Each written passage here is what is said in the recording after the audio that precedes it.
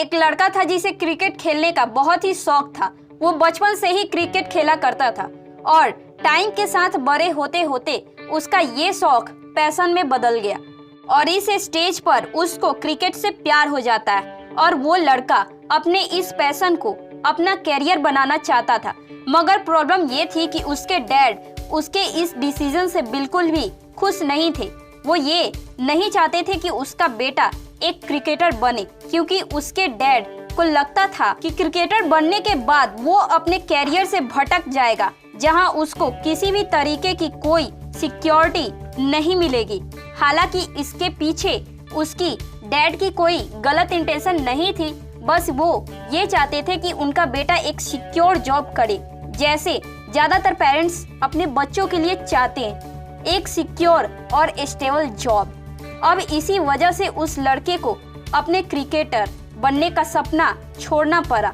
और वो अपने डैड के सजेशन के अकॉर्डिंग एक रेलवे कंडक्टर का जॉब करने लग जाता है, जिसमें उसको एक काफी स्टेबल सिक्योरिटी और अच्छी सैलरी भी मिलती है। पर उस जॉब में उस लड़के का दम घुटने लगता है। वो जॉब करता करता और वो दिन रात अपने पैशन और जुनून के बारे में सोचता रहता था और मन ही मन ये कहता था कि मुझे कहाँ जाना था और मैं कहाँ पहुँच गया। फिर एक दिन वो इस डिप्रेशन से तंग आकर अपने सिक्योर जॉब को क्विट कर देता है और क्रिकेट टीम ज्वाइन कर लेता है। स्टार्टिंग में तो उसे थोड़ी प्रॉब्लम फेस करना ही पड़ता है, क्योंकि उसके पीछे कोई फाइनेंशियल सपोर्ट नहीं होता, पर क्रिकेट उसका बचपन से ही पैशन रहा था, तो उसका डेली हार्डवर्क धीरे धीरे उसको सक्सेस की तरफ ले जाता है और लड़का आगे चलकर कोई और नहीं बल्कि इंडियन टीम का कैप्टन MS धोनी बनता है, जो अपनी लाइफ का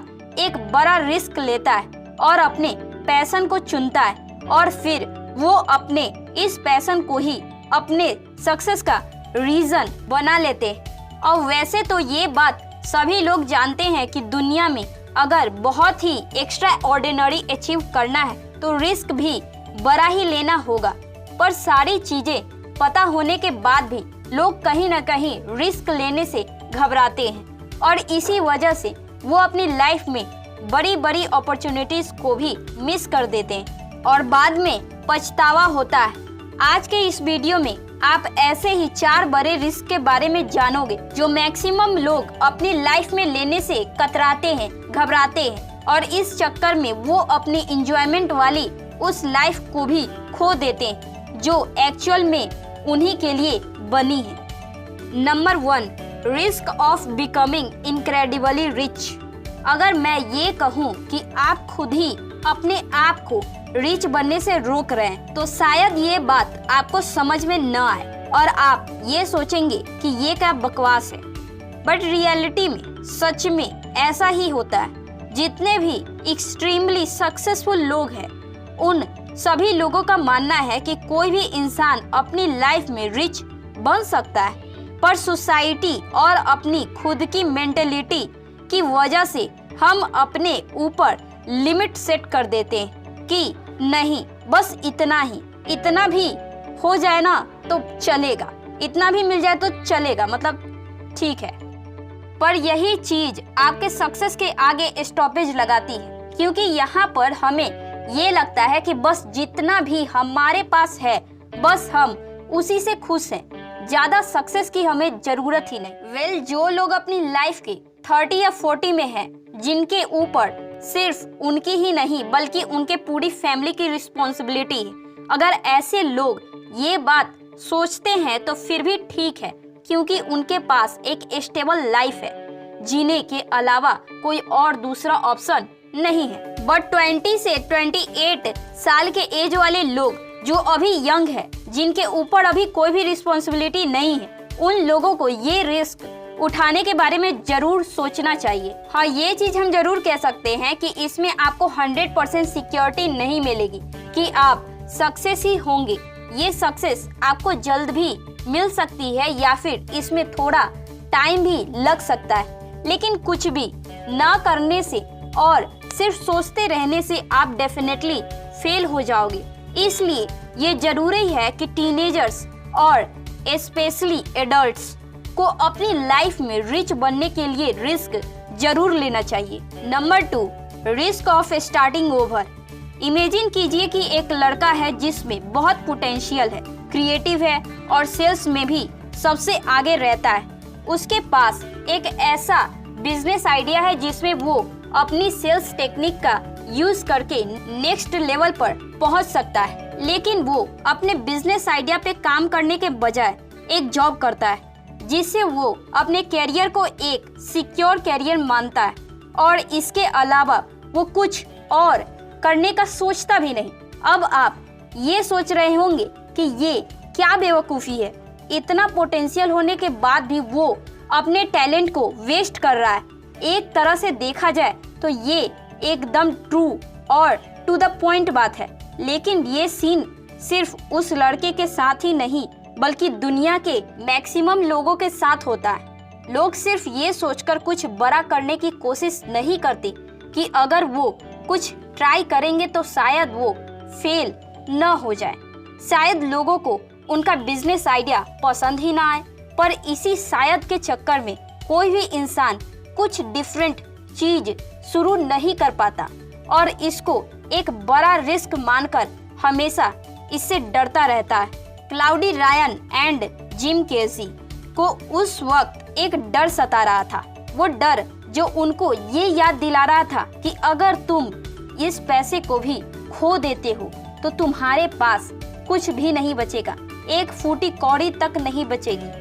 पर इस डर को भूलकर उन्होंने रिस्क लेना जरूरी समझा और दोनों ने $100 इन्वेस्ट करके एक स्टार्टअप को बिल्ड किया और दिन रात उस पर लगकर काम किया और फिर धीरे धीरे उन्होंने इस स्टार्टअप को इतना फेमस और एस्टेब्लिश कर लिया कि आगे चलकर वो एक बड़ी कंपनी में बदल गई जिसको लोग यूनाइटेड पार्सल सर्विस के नाम से जानते हैं, जो दुनिया की सबसे बड़ी पार्सल कंपनी है। इसीलिए कोई भी इंसान जो अपनी लाइफ में कुछ बहुत ही अमेजिंग स्टार्ट करना चाहता है उसको अपनी सिचुएशंस के अकॉर्डिंग रिस्क लेना ही पड़ेगा। Number 3, risk of telling truth. Honesty is the best policy. ये एक बहुत ही डीप लाइन है जो आपने भी सुन रखी होगी अपनी लाइफ में कि ऑनेस्ट होने और सच बोलने से ज्यादा कुछ भी इम्पोर्टेंट नहीं होता। इसलिए आपने ये एनालिसिस किया होगा कि जो लोग सच बोलते हैं उनकी पर्सनालिटी उन लोगों से बहुत ही बेहतर होती है जो अपनी लाइफ में बात बात पर झूठ बोलते हैं, क्योंकि सच बोलने वाले लोग मेंटली स्ट्रांग होते हैं। उन्हें पता होता है कि वो एक बार सच बोल के न जाने कितने झूठ बोलने से बच सकते हैं और इसीलिए वो अपनी मर्जी से सच बोलना चूज करते हैं। वैसे तो सच बोलना लोगों के लिए एक बहुत ही इजी टास्क लग सकता है, बट एक्चुअल में ये इतना भी आसान नहीं है। जब आप किसी के सामने अपने ट्रू पॉइंट ऑफ व्यू को रखते हैं तो हो सकता है कि उस इंसान को आपकी ये बात अच्छी लगे, बट इसी के साथ इस बात को भी अवॉइड नहीं किया जा सकता है कि सच बोलने पर किसी इंसान को आपकी ये आदत अच्छी न लगे, क्योंकि झूठ बोलने में इतनी ताकत होती है कि वो किसी भी इंसान को एक टेम्पोररी हैप्पीनेस दे और ज्यादातर लोगों को यही चाहिए कि कोई बस उनको हैप्पीनेस दे, सच बोलकर या झूठ बोलकर। बट ये चीज सिर्फ टेम्पररी ही होती है, क्योंकि झूठ बोलकर अगर आप किसी की नजरों में अच्छे भी बन जाते हैं तो इसका कोई बेनिफिट नहीं होता, क्योंकि एक ना एक दिन वो झूठ सबके सामने आ ही जाता है और उस झूठ के सामने आते ही हमारे बाकी के सारे झूठ भी अपने आप ही सामने आ जाते हैं और तब आप इमेजिन कर सकते हैं कि आपकी कैसी सिचुएशन होगी। इसलिए अपनी तरफ से एक ऑनेस्ट ओपिनियन रखना आपके लिए एक समझदारी, भले ही ये चीज सामने वाले को अच्छी लगे या फिर बुरी। एट लास्ट तब आपको ये डर नहीं होगा कि आपने झूठ बोलकर किसी सच को छुपाया है, तो आप सच बोलने का रिस्क भी जरूर लें। Number 4, risk finding your rule events.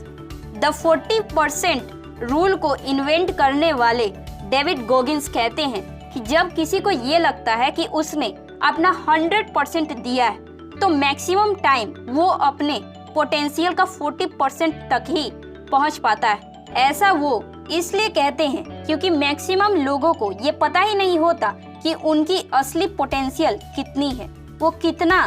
दूर अपने आप को ले जा सकते हैं। इसीलिए बहुत से लोग अपने गोल्स को बीच में ही क्विट कर देते हैं, जिस वजह से वो कभी भी नहीं जान पाते कि उनकी ट्रू पोटेंशियल क्या है और वो आगे चलकर कितना कुछ अचीव कर सकते हैं। आपने देखा होगा कि जब आप जिम में वर्कआउट करने के लिए जाते हैं तो 5 to 6 स्क्वाट्स करने के बाद ही आप बुरी तरह थक जाते हैं और अपने वर्कआउट को बीच में ही क्विट कर देते हैं और आप 10 to 15 स्क्वाट्स भी लगा सकते थे, पर आप बीच में ही छोड़ देते हो ये सोचकर कि बस इससे ज्यादा नहीं हो पाएगा।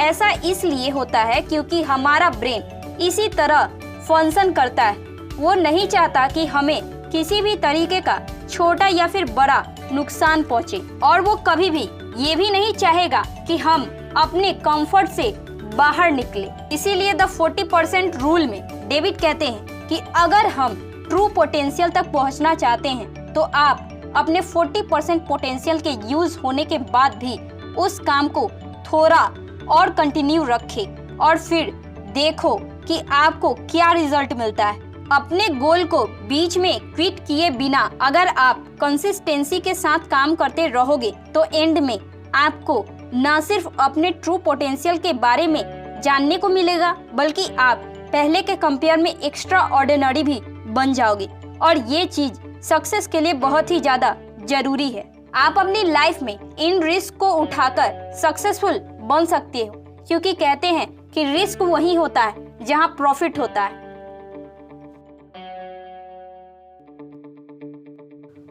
आपको ये वीडियो अच्छा लगा है तो आप मेरे इस चैनल को लाइक शेयर सब्सक्राइब जरूर करें। तब तक के लिए जय हिंद।